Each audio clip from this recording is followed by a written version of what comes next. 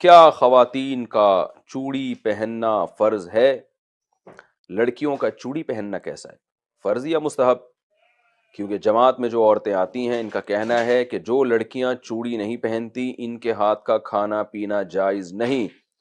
احمد صاحب ممبئی سے۔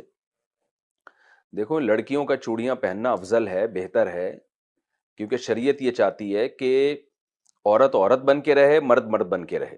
تبھی نبی صلی اللہ علیہ وسلم نے مردوں کو عورتوں کی مشابہت سے، عورتوں کو مردوں کی مشابہت سے منع کیا۔ اور ایک خاتون کا ہاتھ آپ صلی اللہ علیہ وسلم نے دیکھا جس پہ مہندی نہیں تھی، تو ان کو تنبیہ کیا آپ صلی اللہ علیہ وسلم نے۔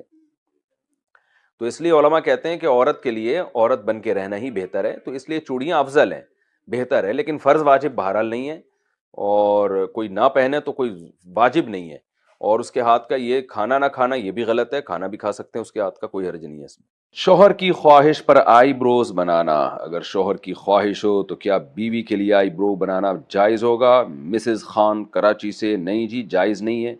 نبی صلی اللہ علیہ وسلم نے لعنت فرمائی ہے ان عورتوں پر جو اپنی جو آئی بروز ہیں، بھویں ہیں، ان کے بال نوچتی ہیں، تو چونکہ یہ تغییر خلق اللہ ہے، اللہ کی تخلیق کو بگاڑنا ہے، تو حرام باتوں میں شوہر کی اطاعت جائز نہیں ہے۔